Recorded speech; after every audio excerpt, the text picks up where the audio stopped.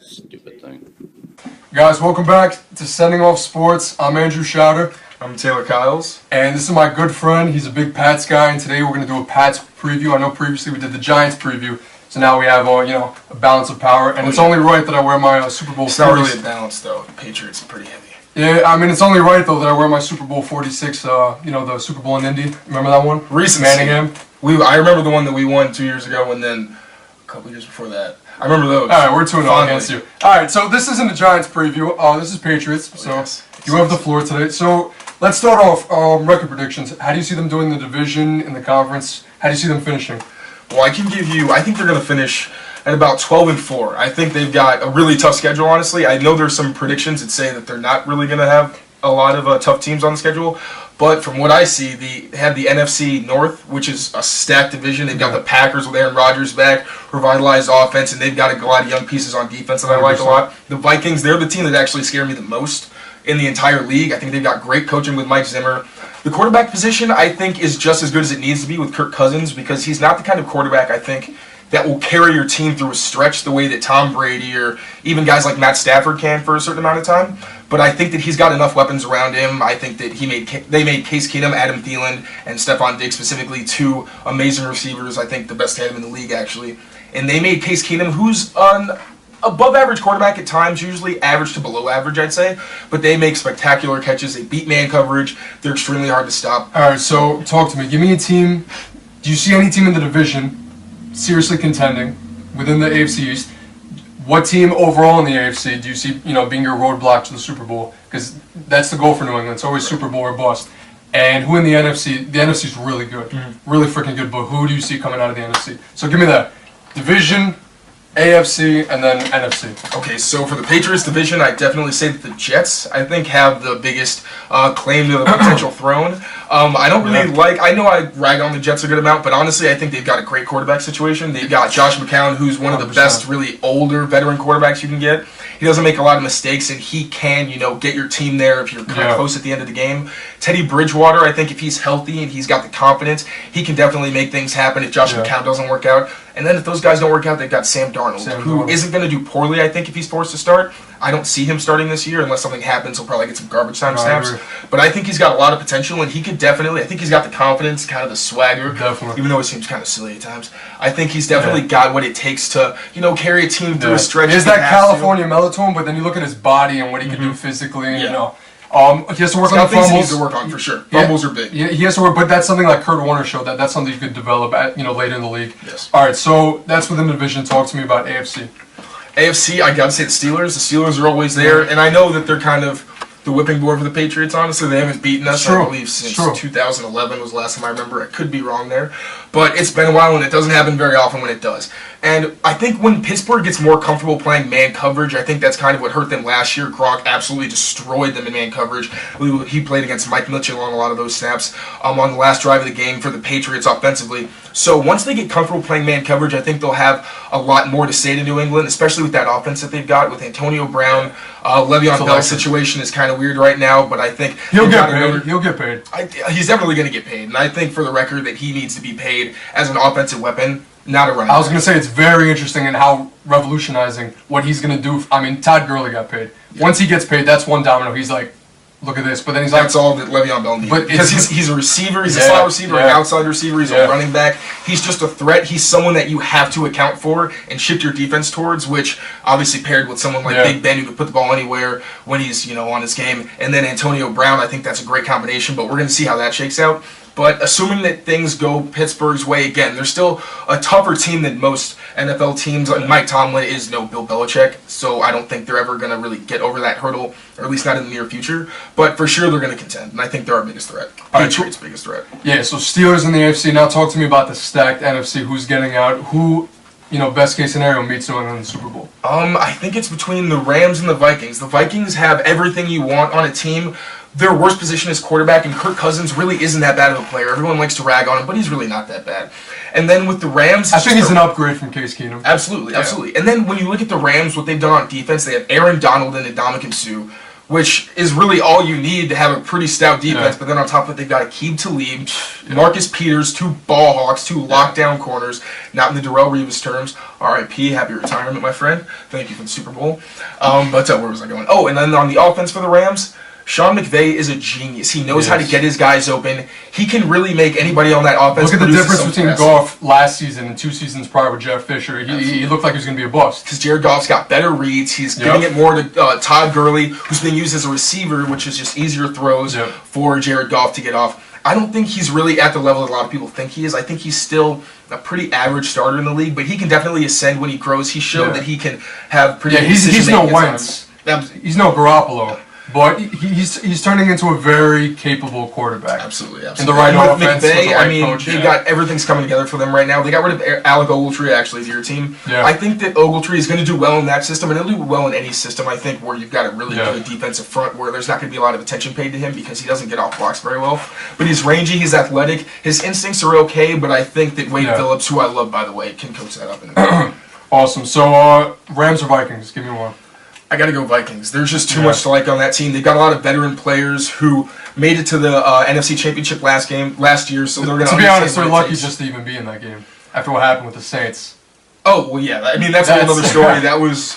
I mean, I thought the Saints were going to pull it out, but I like Minnesota. They're kind of my sleeper favorite team. I really do like what they do on both sides of the ball. I like Pat Shurmur. He's gone, but the offense, the pieces are still there. They're going to be a lot of fun to watch. All right, let's move on. Talking about the Patriots, give me 3 pickups. Could be free agency, could be in the draft, and then give me 3 losses.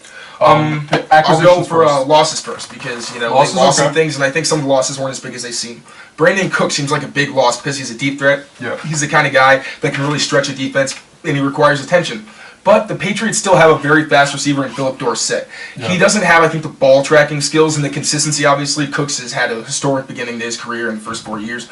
But Philip Dorsett has shown that he can come up with big catches, contested catches, stretch a defense vertically. And I think he's got better horizontal agility. He's got better hips. He can sink more than I think Brandon Cooks can, which means that his routes are a little more defined, and I think it'll help him get open. There were times last year he got open, and route running seems like one of the more simple things, but it is definitely overlooked. It's an art, and it's also something that you have to do physically. It's not that Brandon Cooks isn't smart enough. It's just you can only do so much. It's one of the reasons Jerry was the GOAT, because he ran the best routes. He practiced harder. All right, keep going, though. Absolutely.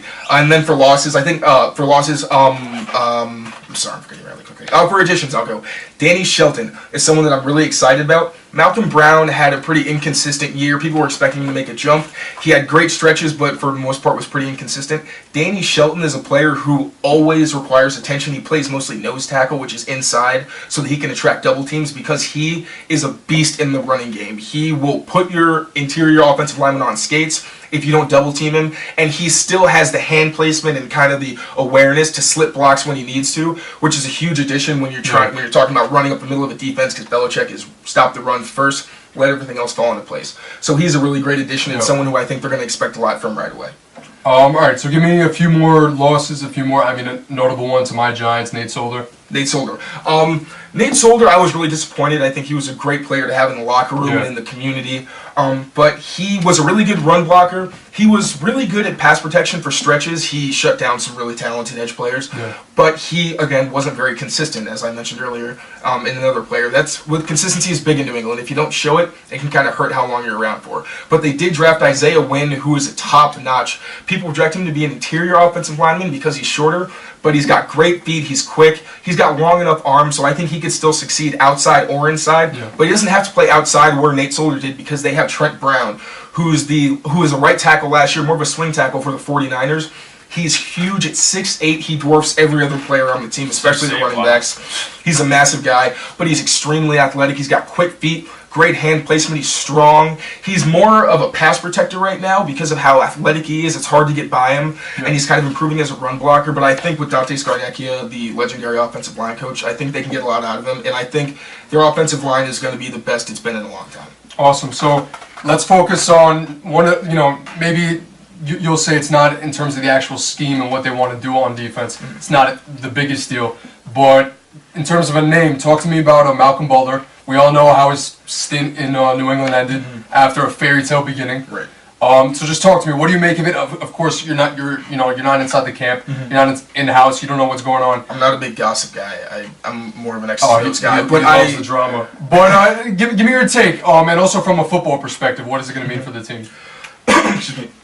Well, Malcolm Butler, from what I heard in recent reports, he actually said he still has a lot of respect for Belichick. Yeah. And Butler's not an idiot. He's a very prideful player, but he has pretty good perception, and he understands the situation of things. Even if sometimes he gets emotional, he kind of gives himself time to think, and he comes to pretty logical conclusions. I think that if he still respects Belichick, it means that it wasn't just Belichick's ego and Belichick, wanting to bench him. Something that people forget is that Butler kind of struggled coming into the Super Bowl. He struggled against the Jaguars, didn't have a really good game against Tennessee, against Corey Davis, an ascending player for the Titans. So I think it was more the fact that Belichick didn't think that Butler was all there mentally, so he kind of thought, you know what, I'm going to go with someone else. I don't necessarily agree with what he did the whole game. I think having Jordan Richards on the field in the Super Bowl, outside of special team snaps, he's a safety. He was kind of struggling. I was going to say, this is a guy during the regular season, he's playing like 90% of your defensive plays, and snaps. You need that guy on the field at some point, Well, he did. Especially in a game like that where it's like arcade offense, it seems like there's no defense. So. And Butler admitted that the idea that he might have been traded at the beginning of the season had an effect on his confidence. But in addition to that, the reason he played so many snaps, obviously, if you played more snaps, you're probably going to be targeted more and surrounded more catches, which is why he doesn't look as good as the other cornerbacks. But he was also the only cornerback who was healthy, to his credit. He was consistently on the field while Stephon Gilmore, Eric Rowe, Jonathan Jones, very important cornerbacks for New England, were hurt. So they missed a large stretch of games, which is why Jonathan Batamosi, who was a special teamer, actually had a really strong stretch and signed a contract in the offseason away from New England. But Butler was on the field a lot, partially because he was one of their best cornerbacks, obviously, but he was also the only one who was there. Again, to his credit, consistency is huge. That's what you need to be a great player. Yeah. But I think it just kind of soured as a fit because of everything that was going on in his head. He needed a fresh start, and it looks like he's been doing really good in camp with the Titans. Yeah, so honestly, the Malcolm Butler situation is the perfect segue into my next point and what's going to be our final topic. So we all know what's been happening with the Holy Trinity in New England, Brady, Belichick, and Robert Kraft. It seems like for the first time since Brady's tenure there, and mostly Belichick, that there's a rift.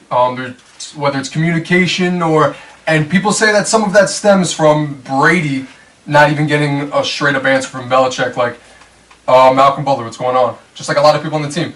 And apparently that's Tom Brady, the GOAT, and he's not getting Tom, this is what happened, blah, blah, blah, blah, blah, blah, blah. And so talk to me about that.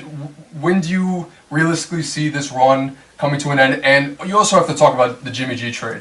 Okay, I'll start with the relationship. There's a lot to talk about, digest. Brady isn't going to Belichick and asking for answers. I think that people thought that happened when they traded Logan Mankins to start the 2014 season.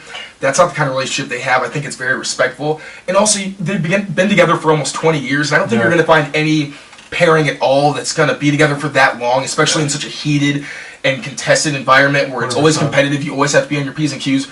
There's going to be tension. They may disagree.